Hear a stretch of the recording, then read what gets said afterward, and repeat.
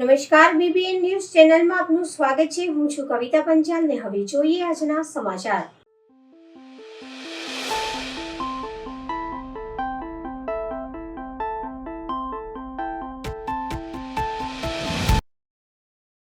નૂતન વિદ્યાલય સુભાનપુરા ખાતે ભારત માતા પૂજન કરી ધ્વજવંદન કરવામાં આવ્યું. ભારત માતાનું વિશિષ્ટ પૂજન કરી સાચી લોકશાહીના જતન માટે 100% મતદાનની પ્રતિજ્ઞા લેવડાવી. નૂતન વિદ્યાલય સુભાનપુરા ખાતે આજરોજ પ્રજાસત્તાક દિવસની ઉજવણી ધામધૂમથી કરવામાં આવી હતી. શાળાના આચાર્ય ડૉક્ટર ઘનશ્યામભાઈ ચાવડા દ્વારા ધ્વજવંદન કરવામાં આવ્યું હતું. ત્યારબાદ મંડળના પ્રમુખ શ્રીમતી હસુમતી જયસ્વાલ, પ્રાથમિક વિભાગના આચાર્ય હેતલબેન પટેલ અને તમામ શિક્ષક તથા વિદ્યાર્થીઓ દ્વારા ભારત માતાનું પૂજન કરવામાં આવ્યું હતું. ત્યારબાદ લોકશાહીનું પર્વ એટલે કે ચૂંટણીમાં વિદ્યાર્થીઓ પોતાના પરિવાર અને સોસાયટીના સભ્યોને મતદાન અવશ્ય કરાવશે તેવી પ્રતિજ્ઞા લીધી હતી. જીએસટી ભવન 2 ખાતે પ્રાથમિક શાળાની વિદ્યાર્થિનીઓએ દેશભક્તિ ગીતો પર સુંદર મજાનું નૃત્ય કર્યું હતું. દરમિયાન યુનિવર્સિટીના પૂર્વ સેનેટ અને સિન્ડિકેટ સભ્ય દીપક શાહે જણાવ્યું હતું કે સાચી લોકશાહી અને આઝાદી માટે એનઆરસી તાત્કાલિક લાગુ પાડવામાં આવે તેમ જણાવ્યું હતું.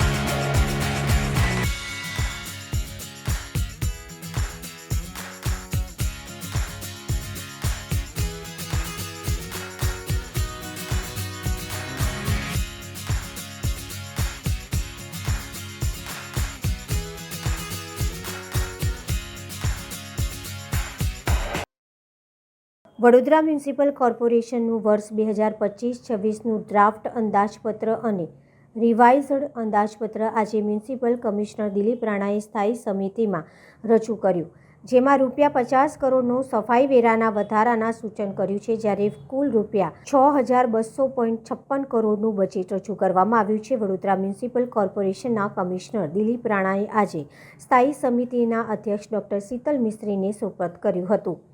વડોદરા મ્યુનિસિપલ કમિશનરે રજૂ કરેલા અમદાવાદ પત્રમાં આ વર્ષે ₹6200.56 કરોડનું અંદાજપત્ર રજૂ કર્યું છે, જેમાં આ વર્ષે વિકાસના કામો ₹1846 કરોડનું લક્ષ્યાંક મૂકવામાં આવ્યું છે. સાથે સાથે કોર્પોરેશનની મુખ્ય આવક ગણાતી વેરાની આવકનું લક્ષ્યાંક ₹740 કરોડ મૂકવામાં આવ્યો છે. ચૂંટણીલક્ષી બજેટ હોવાથી વિકાસના કામો વધુ મૂકવામાં આવ્યા છે, પરંતુ તેની સાથે સાથે ₹50 કરોડના સફાઈ વેરો નાખવાનું સૂચન પણ કરવામાં આવ્યું છે. વડોદરા મ્યુનિસિપલ કોર્પોરેશનના રિવાઇઝ અંદાજપત્રમાં પણ વધારો કરવામાં આવ્યો છે, જે ₹6013 ખર્ચનો અંદાજ મૂકવામાં આવ્યો છે. આ વર્ષે ફરી એકવાર 1800 કરોડથી વધુ રકમના વિકાસના કામો મૂકવામાં આવ્યા છે, જેમાં ખાસ કરીને પ્રાથમિક સુવિધાઓને લગતા કામોનો સમાવેશ કરવામાં આવ્યો છે. વડોદરા સંસ્કારી નગરી, મહારાજા સયાજીરાવ ગાયકવાડની નગરી, જેમાં આજે માનનીય કમિશનર દ્વારા 24-25નું રિવાઇઝ બજેટ કે જે 5558 કરોડનું હતું એ રિવાઇઝ કરી અને 6013.61 કરોડ કરવામાં આવ્યું છે. અને આવનારા વર્ષ 2025-26નું ડ્રાફ્ટ બજેટ 6256 કરોડનું રજૂ કરવામાં આવ્યું છે. બજેટ ખૂબ સમતોલ છે.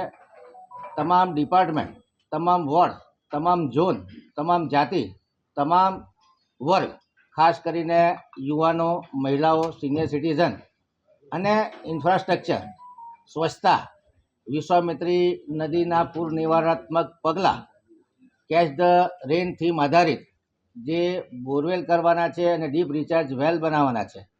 એ સિવાય વડોદરા શહેરના બ્યુટિફિકેશન માટે અને સ્વચ્છતા અને સુંદરતા વધે એ દિશામાં એક સમતોલ બજેટ રજૂ કરવામાં આવ્યું છે. આ બજેટમાં જે ઉડીને આંખે વળગે એવા કામો છે એમાં ખાસ કરીને એવું કહી શકાય કે અત્યારે લગભગ 611 કરોડના કામ પૂર્ણ થઈ ચૂક્યા છે. પ્રગતિ હેઠળ લગભગ 2310 કરોડના કામો અત્યારે પ્રગતિ હેઠળ ચાલી રહ્યા છે. 1618 કરોડના કામો જે આયોજન હેઠળ છે અને નવીન વર્ષમાં લગભગ 1767 કરોડના કામો લીધા છે. આમ ટોટલ જે પૂર્ણ થયા છે, જે પ્રગતિ હેઠળ છે, જે આયોજન હેઠળ છે અને નવીન છે, એમ કુલ 6306 કરોડના વિકાસના કામો થવામાં આવનાર છે. આમાંથી જે નવીન કામો છે આમાંથી માનો આપણે 75% પણ એચિવમેન્ટ કરીએ તો જે કેપિટલ ખર્ચ થવાનો છે એ લગભગ 1500 થી 1800 કરોડનો ખર્ચો થવાની શક્યતાઓ છે.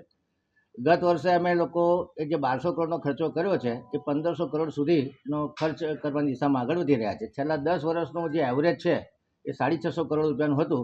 એના બદલે કહી શકાય કે કામની ગતિમાં બેવડો વધારો થયો છે, એટલે સ્પીડ અને સ્કેલમાં વધારો થયો છે. નાગરિકોની આશા આકાંક્ષાઓ પ્રમાણે આ વખતે 1980 જેટલા સૂચનો અમે પાર્ટિસિપેટરી બજેટના ભાગરૂપે રજૂ કર્યા હતા, આ લોકો પાસે મંગાવ્યા હતા અને કહેતા આનંદ થાય કે લગભગ 10 કે 15% સૂચનો એવા છે કે જે અન્ય સરકારી વિભાગને લગતા છે અથવા સ્વીકારવા પાત્ર નથી. બાકી મોટાભાગના સૂચનો 26% જેટલા સૂચનોનું અમલીકરણ થઈ ગયેલું છે. 14% સૂચનો બજેટમાં સમાવેશ કરેલા છે અને 32% સૂચનો સ્થાયીના સભ્યો અને જે બજેટની ચર્ચા દરમિયાન કરવા પાત્ર લાગશે તો એને ઇન્ક્લુડ કરવામાં આવશે. જે વહીવટી લગતા સૂચનો હતા લગભગ 16% છે કે જેમાં સ્ટાફની રેગ્યુલરિટી હોય કે કોઈક 2 વખત સફાઈ કરવી હોય કે ડોર ટુ ડોરની ગાડી સમયસર નથી આવતી, એ પ્રકારના વહીવટી લગતી સૂચનો છે. તમામ સૂચનોનો વર્ગીકરણ કરવામાં આવ્યું છે. તમામ સૂચનોનો ડિટેલ અભ્યાસ કરી અને નાગરિકોની સુવિધા વધે અને વડોદરા શહેરનો સર્વાંગી સમાવેશક વિકાસ થાય એ દિશામાં ખૂબ આવકારદાયક અને ખૂબ સંતુલિત બજેટ આજે રજૂ કરવામાં આવ્યું છે. આવનારા 5 દિવસ 4 થી 5 દિવસ સ્થાયીના સભ્યો આની પર ગહન ચર્ચા વિચારણા કરી અને ફાઇનલ ઠરાવ કરી અને બજેટને સામાન્ય સભા મોકલવામાં આવશે અને ત્યારબાદ સામાન્ય સભામાં આ બજેટને મંજૂર કરી અને એની ઉપર અમલ ચાલુ કરવામાં આવશે. સફાઈ વેરો પણ કરવામાં આવશે. આના પર કોઈ નિર્ણય લેવામાં આવશે, કારણ કે વડોદરા શહેરમાં સફાઈને લઈને અનેક ચર્ચાઓ થઈ રહી છે. સ્વચ્છતા હમણાં સ્વચ્છતા સર્વેક્ષણ ચાલે છે. વડોદરા શહેરમાં સ્વચ્છતામાં કંઈક ડિટેલમાં કામ કરવું જોઈએ એવું એક વ્યાપક પ્રજાની લાગણી છે. એ દિશામાં માનનીય કમિશનરશ્રીએ સફાઈ વેરાના દરોમાં વધારો સૂચ્યો છે. સ્થાયીના સભ્યો અને સંકલન ધારાસભ્યો, સાંસદશ્રી વગેરે સાથે સંકલન કરી અને આ વિષય પર ગહન ચર્ચા વિચારણા કરી અને આવનારા સમયમાં યોગ્ય નિર્ણય લેવામાં આવશે. પાછલા વર્ષના બજેટોમાં કોઈ વિકાસ કામો હજુ અધૂરા રહ્યા છે, નવા વિકાસ કામો સૂચવ્યા છે, તો આવકના સ્ત્રોત કેવી રીતે રહેશે? આવકના સ્ત્રોતમાં જે રેવન્યુ આવક છે અને ગ્રાન્ટની આવક છે એ આવકો ચાલુ રહેશે. રેવન્યુ આવકમાં આ વખતે લગભગ 700 કરોડ કરતાં વધુ આવક સૂચવેલી છે. જે 675 કરોડ હતી એના બદલે 750 કરોડની આસપાસની આવક થવાની શક્યતાઓ છે. અન્ય કેપિટલ આવકોમાં પણ વધારો થાય, એ સિવાય અન્ય પીપીપી મોડના જે પ્રોજેક્ટો ચાલે છે એની પણ આવક થાય એ દિશામાં કામગીરી કરવામાં આવી રહી છે.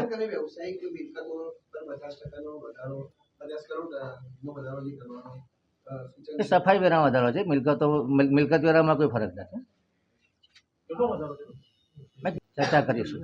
સાહેબ, આવકના દર વખતે હોય છે એ છે કે કોઈ વધારે આવક આવે એના માટેનો કોઈ વિચાર કર્યો છે આટલા વર્ષોમાં? અમારી જીઆઈ સિસ્ટમ છે એનાથી માનો કે દર વર્ષે 1 કે 2 ઝોનની આકારણી થતી હોય તો આ વખતે અમારો પ્રયત્ન રહેશે કે જે બાકી વેરાની વસૂલાત છે એને ઝડપથી કરવામાં આવે અને જીઆઈ પદ્ધતિ દ્વારા જે અમારા રેવન્યુ ક્લાર્ક છે એ લોકોને ટ્રેનિંગ આપી અને દર વર્ષે 4 ઝોનની આકારણી થાય, જેથી કરીને જે દર 2-3 વર્ષે રિવાઇઝ આકારણી થતી હતી એના બદલે દર વર્ષે આકારણી થાય તો દર વર્ષે લગભગ 60 થી 70 કરોડની આવક વધે એ દિશામાં કોર્પોરેશન કામ કરે. નવો કોઈ આવકનો સ્ત્રોત ઉભો કર્યો હતો? જેમ કે તમે વચ્ચે ગત બજેટમાં હતું કે પ્લોટ વેચીને કોર્પોરેશન આવક કરશે, તો એમાં કેટલી સફળતા મળી છે? કેટલે 200 કરોડ રૂપિયા પ્લોટ વેચીને આવકની વાત હતી, તેમાં કોઈ સફળતા મળી છે? જ્યારે કોર્પોરેશનને આવકની જરૂર પડે તે વખતે ડિસઇન્વેસ્ટમેન્ટ કરવામાં આવતું હોય છે. જ્યાં સુધી જરૂર ન પડે અને જ્યાં સુધી અમે લોકો સેલ્ફ સસ્ટેન થતા હોય ત્યાં સુધી ડિસઇન્વેસ્ટમેન્ટ કરવાની જરૂર નથી, કારણ કે આ કોર્પોરેશનની પોતાની એસેટ છે અને જ્યારે પણ કોર્પોરેશન ઈચ્છે ત્યારે ડિસઇન્વેસ્ટમેન્ટ કરી શકતી હોય છે. આ વખતે કેટલું સૂચવ્યું છે? 100 કરોડની આસપાસ સૂચવ્યું છે. ઓવરઓલ બજેટ એટલે પ્રજાલક્ષી કે ચૂંટણીલક્ષી? ઓવરઓલ બજેટ પ્રજાલક્ષી છે, ચૂંટણીલક્ષી બજેટ એ ચૂંટણી તો આવતી રહે છે અને ચૂંટણીમાં પણ જીતવાનું હોય છે શાસક પક્ષોએ, એટલે આ બજેટ પ્રજાલક્ષી છે. સર્વાંગી વિકાસ થાય, વડોદરા શહેર સાચા અર્થમાં ગ્રીન વડોદરા બને, સ્માર્ટ વડોદરા બને, રેઝિલિયન્ટ વડોદરા બને અને સસ્ટેનેબલ વડોદરા બને અને તમામ લોકોની આશા આકાંક્ષાઓ પૂરી થાય એ પ્રમાણેનું બજેટ છે. આ વખતના બોર્ડ લોકોની આશા આકાંક્ષાઓ પ્રમાણે ખરા ઉતરવાની કોશિશ કરી છે. લોકોમાં આશા આકાંક્ષાઓ જાગૃત કરી છે. આશા આકાંક્ષાઓ જાગૃત કરતાં લોકોની અપેક્ષા પણ વીએમસી પાસેથી વધી રહી છે અને એ પ્રમાણે સૂચનો આવી રહ્યા છે, એ પ્રમાણેની કમ્પ્લેનો આવી રહ્યા છે, જેને ખૂબ એકાઉન્ટેબલ રીતે, ખૂબ રિસ્પોન્સિબલ રીતે અને ખૂબ ઝડપથી રિસ્પોન્સ કરી અને તમામ સમસ્યાનું નિવારણ થાય એ પ્રમાણેના પ્રયત્નો કરવામાં આવ્યા છે. વડોદરા શહેરના વિકાસની ગતિ લગભગ ડબલ થઈ છે અને સ્પીડ, સ્કેલ અને લોકોના સેટિસ્ફેક્શન પ્રમાણે કોર્પોરેશન કામ કરવાની પ્રામાણિક કોશિશ કરે છે. આપ એવું કહો છો કે વિકાસની ગતિ બાદ લોકો હજુ અનેક એવા છે કે જે પોતાના નુકસાનમાંથી બહાર નહીં આવ્યા હોય. આ જો સફાઈ વેરો લાગુ કરી દેવામાં આવશે તો લોકોના રોષનો ભોગ નહીં બનવું પડે? તમામ સભ્યો ખૂબ પુખ્ત ચર્ચા વિચારણા કરી અને નિર્ણય લેશે. આપ એવું કહો છો કે વિકાસ ડબલ ગતિએ થઈ રહ્યો છે, પરંતુ અવારનવાર મુખ્યમંત્રીએ ટકોર કરી છે કે વડોદરા કોર્પોરેશન વિકાસની દ્રષ્ટિએ ગુજરાતની અંદર સદંતર નિષ્ફળ રહ્યું છે. શું કહેશો?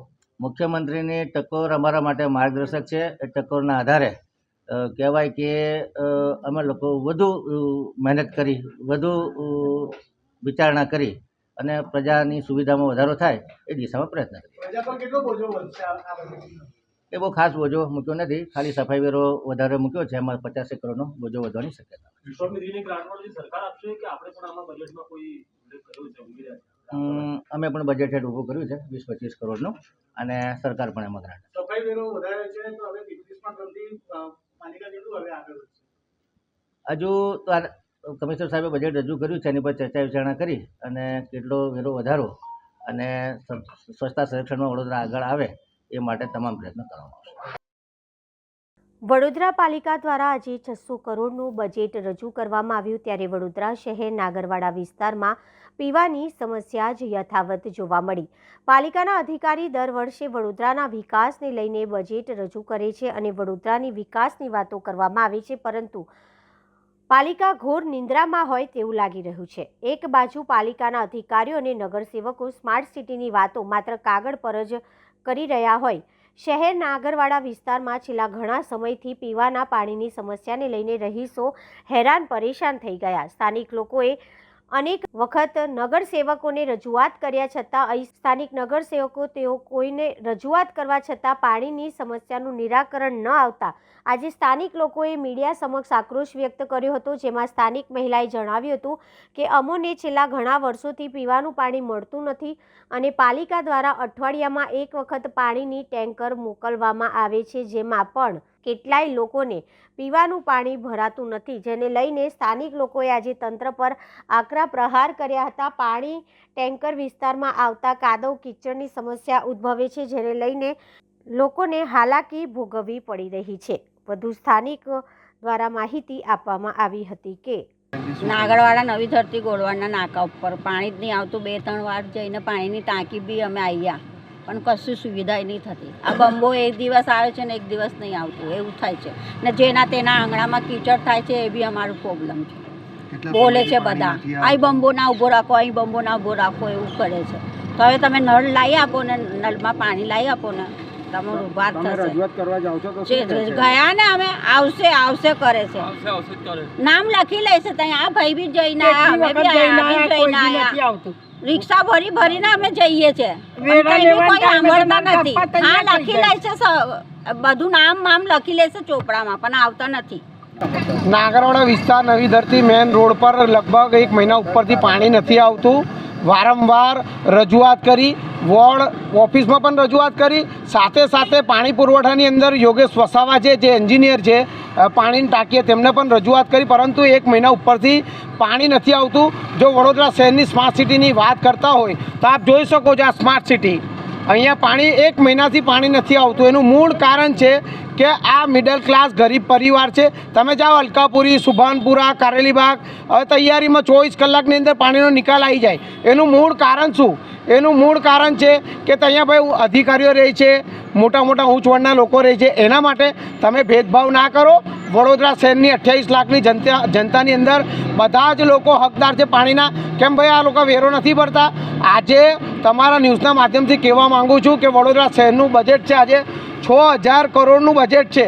વિચાર કરી લો, 6000 કરોડ કોના ખાતામાં જાય, કોના ખિસ્સામાં જાય, કોને બધી મલાયો મળતી હોય છે. તો વડોદરા શહેર જ્યારે ઘડી વાતો કરે છે અહીંયાના વડોદરાના નેતાઓ અધિકારીઓ, નરેન્દ્ર મોદી આમ કર્યું, ભાઈ તમે કરો ને, એ તો ઇન્ટરનેશનલ કામ કરે છે, એ પ્રધાનમંત્રી છે. તમે જે વડોદરા લેવલ પર તમારે જે કામ કરવાનું છે ગ્રાઉન્ડ લેવલ પર, એ કામ કરીને બતાવો. તમે અમિત શાહની વાત કરો, નરેન્દ્ર મોદીએ આ કર્યું, નરેન્દ્ર મોદીએ પેલી યોજનાઓ આપી.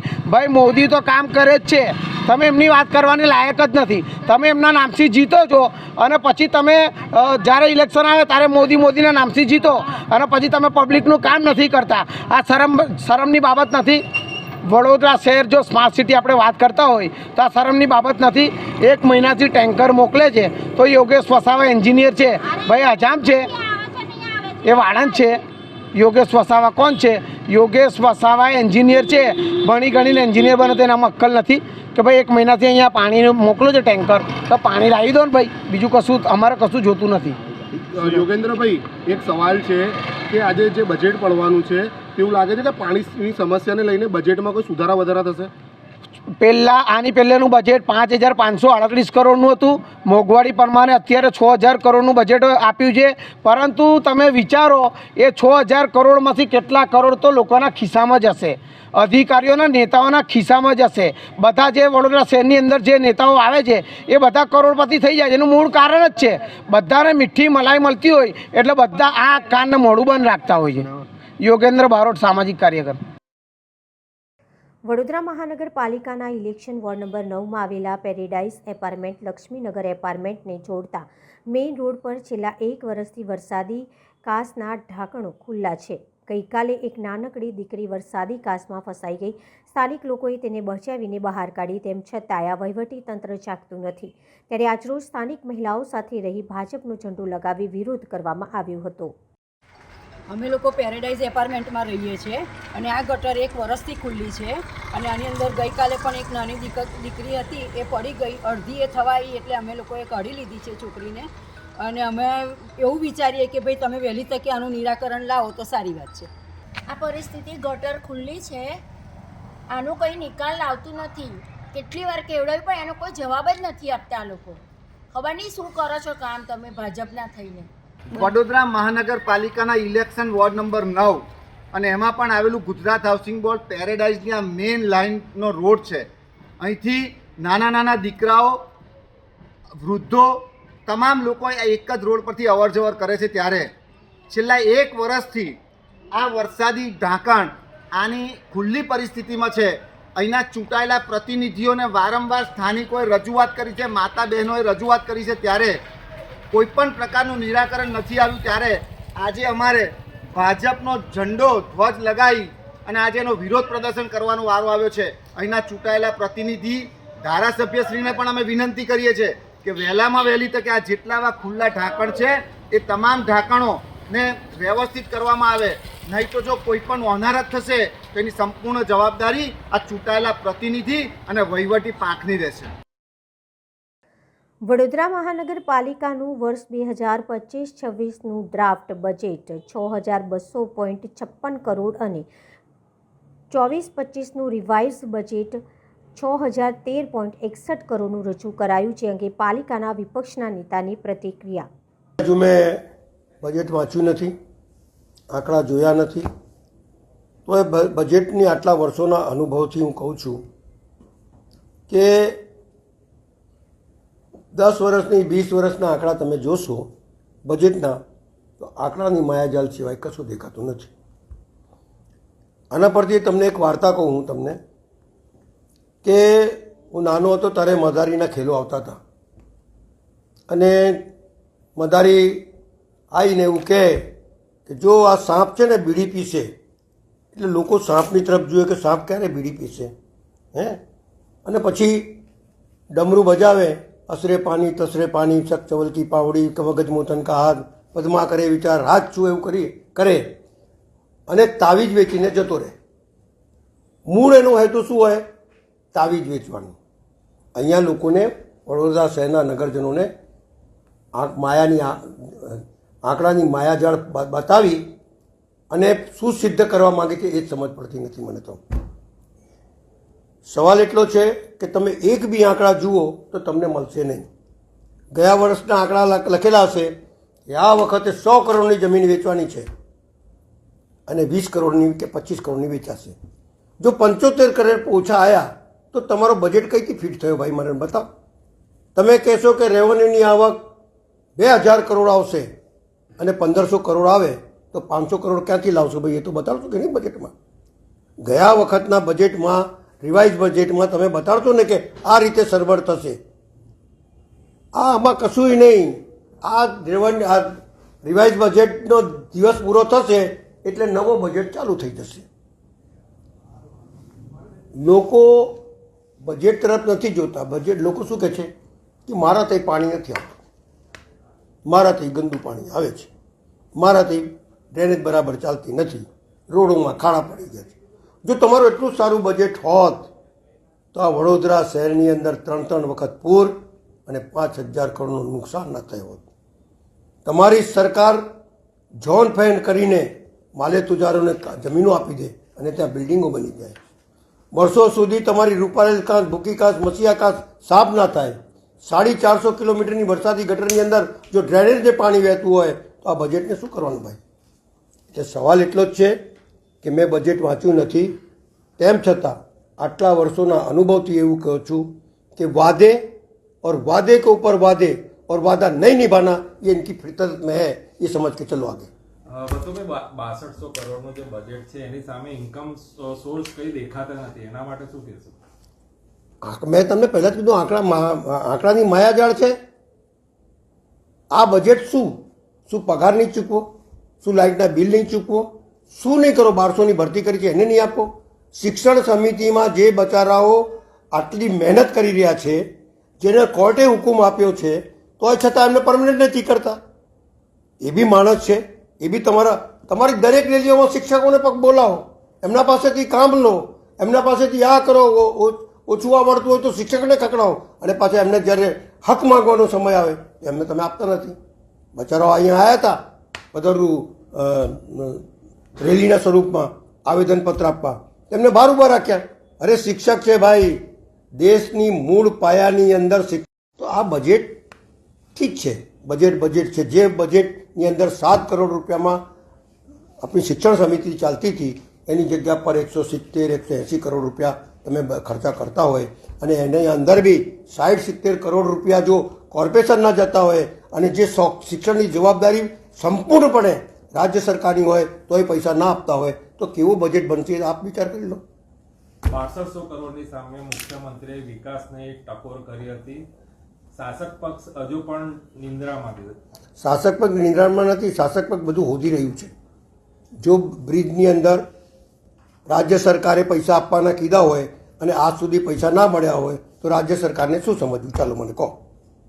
રાજ્ય સરકાર જો પકડ ના રાખતી હોય મહાનગરપાલિકા ઉપર અને પોતાના ચૂંટાયેલા પ્રતિનિધિઓ પર પકડ ના રાખતી હોય અને કમિશનરો ઉપર પકડ ના રાખતી હોય તો રાજ્ય સરકારને શું સમજવું ભાઈ?